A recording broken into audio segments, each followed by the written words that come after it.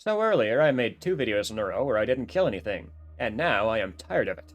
So this time, I'll be doing it again. Yeah, I'll be honest, the video I was supposed to make this week fell through.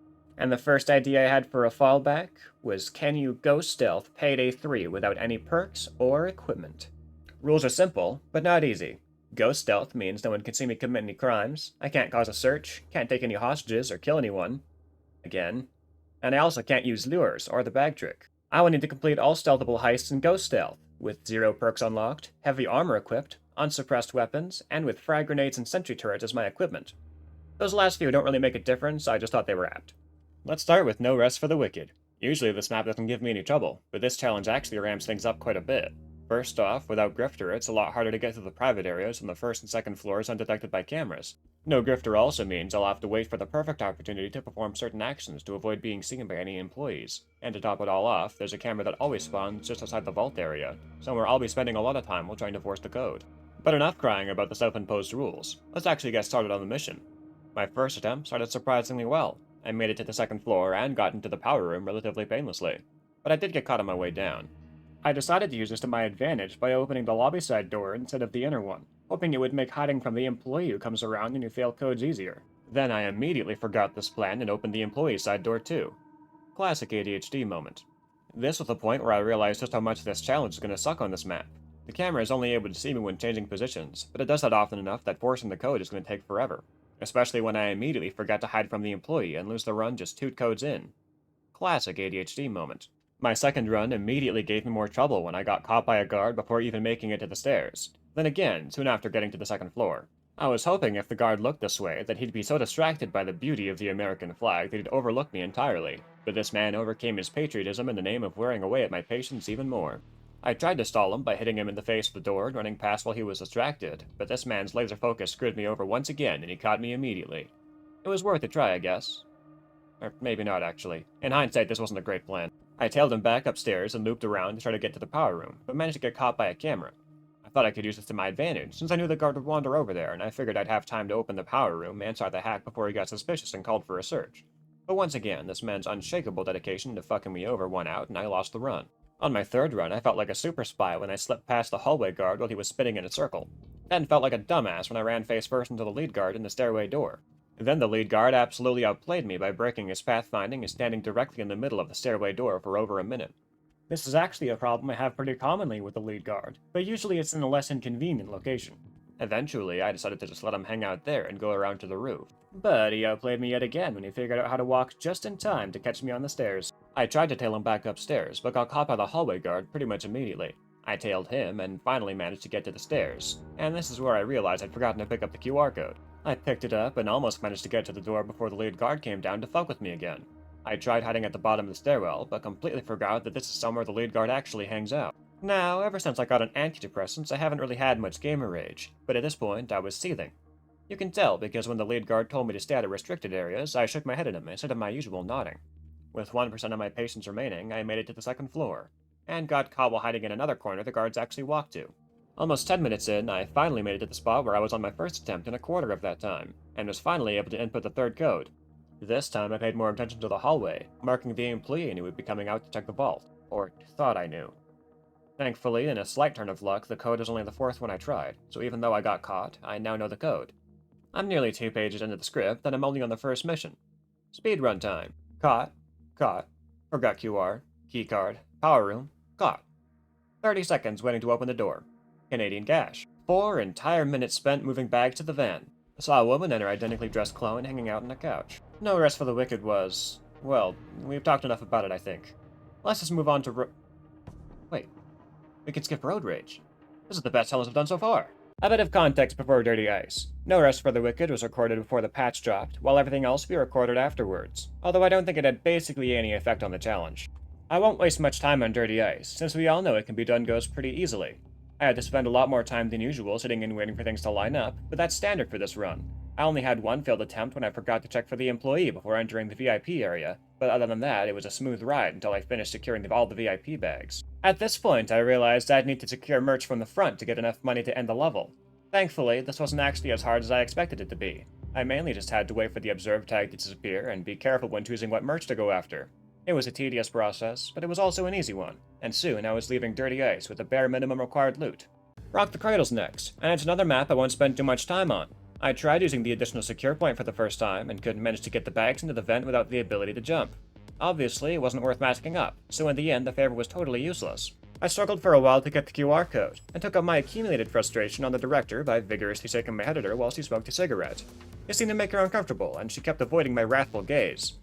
I spent a bit of time trying to get the VIP door open before I got the passes, but then I remembered that had actually been fixed by the patch. This was the most impactful change in terms of this challenge. I got the VIP passes, got jump scared by an inanimate object on my way downstairs, and made my way into the accountant's office. I got the keycard and headed towards the IT room. Without my mask, I'd have to go in through the front door, which means getting past the bouncer. Thankfully, this was a pretty easy process. I just shimmied my way behind him until he got confused about which one of us was supposed to be guarding the door. I used this confusion to get the door open and made my way inside. I made a note of the switch I needed to flip and started working on securing all the loot bags I could. I pulled a clever move in the poker room when I used the accountant's brief back turn to grab the money pile out from in front of the players. Then pulled a less clever one when I became trapped inside of a man's ass for half a minute when trying to get back to the IT room. I informed the IT room guard that even though I couldn't arrest him this time, I still didn't appreciate his casual disregard for the laws of reality. He didn't seem to care, so I just stole the wallet and left him to it. After that, I spent a few minutes gathering everything else from around the map, and beat Rock the Cradle on my first go. Kinda sad that this is my first time doing that in one of these videos, I think, but I got it done. And now for the map I'm sure you've all been waiting for, Under the Surphaze. This mission was absolute hell. I spent hours on it. I got so close to finishing so many times, but even in the final minutes of the run, Under the Surphaze managed to continue pulling out new twists to make things even harder. Enough pretense, though. Let's get on to the first run. It started strong when I found my way to the manager's office straight away, then ended immediately when the manager also found his way to his office and caught me on the way in. A truly apt start to the hell we are entering. My second run, I didn't even bother with the manager's office and opted to go after the tablet first instead. Sadly, my luck was pretty typical this run, and the tablet spawned in easily the worst location. I gave up on it pretty quickly, deciding to go after it later and instead dropping into E6. As seems to be tradition now, I messed up E6 in a stupid way, forgetting to jump when trying to parkour my way to the switch and falling into the lasers immediately. At least it was over quickly. Run 3 I dropped into E6 immediately, and remembered the basics of movement for long enough to switch off the lasers. Once again, my attention turned to the tablet, and once again there were people in my way, so instead I went and picked up the scanning machine. I'm aware you can just bring the fake painting and be totally fine, but I still prefer getting the authentic one when I can get it, and at this point I was trying to get all loot.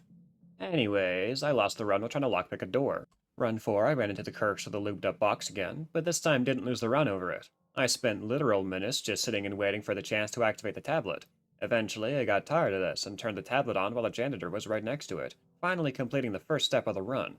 6 minutes later, I finished circles, and 4 minutes after that, I was seen by a guard while moving the Ledette painting.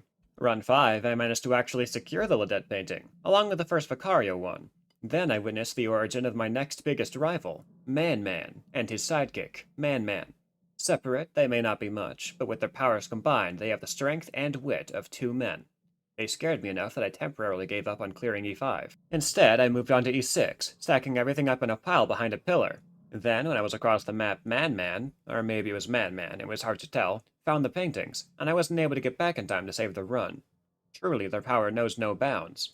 Run 6, I forgot which Ledette painting was the real one and grabbed the fake, then grabbed the Vicario painting in E5 and moved on to the first floor. The tablet was a lot easier to access here than on the second floor, but I still managed to get seen by a guard after not too long. Run 7, I changed tactics, deciding to stay masked off and clear out the first floor of target paintings first. This allowed me to dip outside the building in certain areas to keep the run alive where it would otherwise end. I casually passed by a guard while completing circles, secured the Greg painting? That's what the bag confirmation mod calls it, so sure, the Greg painting, and masked on to grab the Vicario painting out of E3 without switching off security. With the required first floor paintings done, I moved on to the second floor, where I got circles done and secured the Ledette painting, along with the second Vicario one. This is where I noticed the mistake I'd made, one you might have noticed already. I did not actually secure the Vicario painting from E3. I forgot to look at what I was grabbing and just assumed I had the right one. I headed back downstairs and found the bots all staring me down menacingly. Their piercing gazes put enough pressure on me that I made a mistake in E3 and got seen by a camera. Yeah, this one stung. Attempts 8, 9, and 10 all ended immediately to various downstairs guards. I switched back to clearing upstairs first. Despite their best efforts, I evaded Man-Man and whatever his sidekick is called long enough to secure the Ledette painting, then the Vicario one. Then I immediately moved downstairs. Greg was easy. and then finally, E3 Vicario. I reminded myself that I'd done this 100 times, but it didn't make me feel any better. Several stressful jumps later, and I switched off security. I considered going for more loot, when I finally realized the potentially lethal mistake I'd made before even starting the run. I brought the dumpster secure point favor over the zipline, which means I'll have to walk to the exit. My hands were shaking as I made my way to the balcony nearest the van. At this point, I'd spent over 3 hours on this mission alone, and I didn't know if I could handle a defeat this crushing. I put it off for a long time, but eventually, when the coast was clear, I forced myself to jump. I stayed low and kept moving, forcing myself to focus on anything but the anxiety of having to do this all over again. Then I finally made it to the escape point. I've never felt more relieved to have a mission be over, and I had to take a day-long break from the game after the stress of it all. In the end, I'm just glad I'll never have to do this again. I was eager to move on to Golden Shark, usually a much lighter mission, even if I'm currently out of elevator access. Instead, I brought one of the new favors that opens one of the teller doors. Or at least I thought it was new. Turns out all these new favors had actually just previously been bugged. Yeah, that seems right. My first run started off okay. I got upstairs, but was pretty quickly found by a guard. I was close to the IT room though, so I pulled a clever trick by running around to the inside and starting to hack on the computer. I was bragging about this to the guard when he realized I'd just blatantly admitted to a crime and ran over to report the hack. Well, that's one way to end the first run. On my second run, I didn't show off the neat crime I'd just done to a guard, and was rewarded with access to the vault lobby, where I was caught committing a different crime pretty much immediately. My third run, I didn't pay attention to the employees around me and let myself get caught opening the manager's office, and on my fourth, I didn't even make it that far, getting seen by Eric Yeager as I snuck into his office. It's at times like these that I remind myself that I'm not doing this run because it's easy, but because I thought it would be easy. My fifth run, I actually managed to open the vault, and was much more careful with where I placed bags than in my last video. I brought half the bags down the lobby stairs and the other half down the employee stairs. Why? Because it bothers me that I don't have the functional training challenge done, and now I'm just doing random shit and hope it pops. Yeah, it didn't. This maneuver's only accomplishment was making me waste even more of my limited, precious time on this planet. Whatever, I got the mission done, so let's move on. Speaking of wasted time, Boxes is up next. While Surphaze was probably harder, Boxes was often more frustrating because every failed run meant 10 minutes of setup down the drain. My first run, I got both QR codes pretty easily, but the canister spawned in easily the worst location. Thankfully, this time it was pretty easy to grab, but that spot can definitely screw you over. I set up the truck and went upstairs, and was surprised to find Geralt was still actually letting me access the room. Maybe it was because I saved his cousin's life last video, but personally I think he's up to something. I set up the zipline and entered the storage yard. Once again, the open container favor did not activate on a useful container. It still never has for me. I found both containers right next to each other, but when I tried to climb up to do the higher one first, I found I was now locked into doing the lower one. Stuff like this is why I hate Boxes, by the way. It's so heavily scripted. You always do QRs, always do the truck, always do the zipline, and it's never any more interesting than the last time you did it. If Road Rage wasn't literally a waiting simulator, this would easily be the worst map. Anyways, I got caught by an eagle-eyed guard. That's 10 minutes down the drain. My next attempt was virtually identical to the first, except much more inconvenient. Geralt was back to his old ways, literally watching over the canister from the shadows like the knockoff Batman he is. Between him and the two cameras watching, it took me quite a while to finally steal the canister. Geralt, of course, only left so he could get even further out of my way, which means more time spent doing nothing. And just to top it all off, when I finally did get to the storage yard, I failed in the exact same way to the exact same guard. Since comedy comes in threes, and apparently that guard is a comedian, my third run ended the same way. At this point, I was just barely holding it together, which means on my fourth run, when I was seen by a camera and forced to reveal myself to Geralt, I was fuming. Out of spite, I decided to put a camera on Geralt's head. Even if I'm not allowed to use them, I thought it would be funny. Geralt disagreed and arrested me over it, so I took a break from the game and came back a few hours later. Eventually, I came back and started run 5, and Geralt was eager to let me know he wasn't going to be any less of a dick than he was before. After I set up the truck, I noticed that they'd actually remembered to lock the security room door now. It doesn't have any bearing on this run, since I can't use the bag trick, but it'll make life harder for future me, and that guy's a prick. Speaking of guys who are pricks, Geralt saw the hack running. Why did he have to take it easy on me last time? This run is already hell, and he's just dedicated to making it even worse. Run 6 didn't get far. I spent a minute waiting to get the canister, then in typical fashion got caught before I could even drop it off at the truck. I finally made it to the storage yard again in run 7, and even managed to get the first component.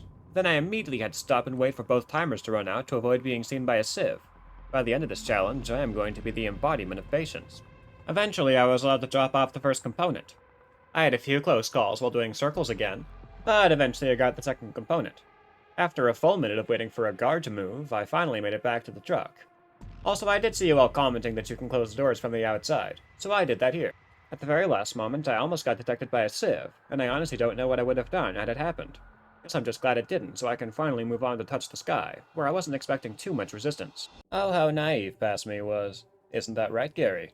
I did bring the zipline bag favor here so I could use it as a secure point again, but that was actually the second of the exploits I used with the patch fixed. That makes like 2 out of 50, so it's a good start.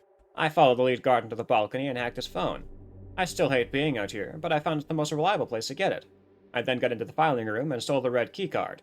Even the smallest things are going against me this run. The card was in the very last door I opened. Slightly more impactfully, I also got caught while trying to make my way upstairs. Runs 2 and 3 were wasted while I tried to use a new route. I got it to work on the 4th and 5th, but got caught in very frustrating ways both times. My frustration resulted in me losing runs 6 through 10 in stupid ways, and eventually taking another break from the game. This means run 11 and onwards are on a new seed. This time, the filing room was upstairs, making it much easier to access. I got into both the bedroom and the office, and apparently forgot what the premise of the challenge was and poisoned Mason on instinct. I figured this wasn't actually a run killer though, and decided that in this timeline, Mason just forgot he's allergic to whiskey. Then he spent the rest of the run having an existential crisis while staring at the wall. Why is there no mirror there? Is this what rich people's houses are like? I left Mason to his crisis and started forcing the vault. It took a long time, especially with the lead guard coming in every so often, but eventually I got the SSD and started the hack. The ending was so close. And then, it finally hit me. Gary J. Guard. Last week, past me saved Gary's life under the guise of being a nice person, but now her true motives have been revealed. It was actually just to fuck me over here and now! Gary being in the way would already be bad enough, but then I found out the door was broken and I couldn't open it out towards him. Oh, and I'm not allowed to use lures, by the way. That's why I'm not. I tried, but of course it didn't work out. I escaped anyways for the money, something I regretted immediately when I realized I'd have to force the code all over again. Just to rub dirt in my face even more, I failed run 12 before even getting to the tablet. I did perk up a bit when I noticed the lead guard's route, though. Not only was the filing room upstairs, but his spawn point is the easiest one for getting the QR code early. I took the scraps of hope I could get, along with the QR code, and realized the real mistake I'd made during my last run. When you push the panic button under Mason's desk, it triggers the delivery guy to spawn in, and when he enters the building, he opens the door. If you haven't already touched the door beforehand, the door becomes permanently locked open. If I could open the door out towards Gary, I might have a safe spot I can hide in. Scraps of hope again for now, but at least it's something. Sadly, though, I realized this mistake at the moment I made it again. I thought I was going to have to gamble on the delivery guy not breaking the door on his way in, but the lead guard decided to put the run out of its misery before that could happen. I'll skip over a few runs where nothing interesting happened, and pick back up on run 18, the next one where I managed to get both the office and bedroom open. It took over 5 minutes to force the vault open again, and this time I knew this was it. Whether I succeeded or failed, I was not doing this run again. I either failed or succeeded, right here and right now. I just barely managed to get past the 2 cameras and into the corner I thought would be a safe zone. Turns out I was right, but that's only the first step. This hallway is weird-ass design is the only chance I have at making it out of here. If I can slide dash between each of the pillars without Gary seeing me, I might actually have a chance. I was almost caught on the first dash, and only looped around the second pillar, but the next 2 were surprisingly safe. I'm glad I was home alone when I finally escaped this mission, otherwise I probably would have gotten some noise complaints. And just like that, I ghost stealthed every possible mission in Payday 3 without any perks or equipment. Hello again, and welcome back to me talking about the channel at the end of a video. Channel's still going quite strong. I just passed 400 subscribers as of writing this, and it seems like people are eager for more. I know this video was a little bit late. I'll be honest, it was because I was trying to get a screenshot of having 420 subscribers. I failed, but one of my friends got it, so here that is. Anyways, thank you for watching, subscribe on your way out, and I'll meet you back here next time for another Payday 3 challenge. Where this time I will kill things, I promise. A whole lot of things, okay?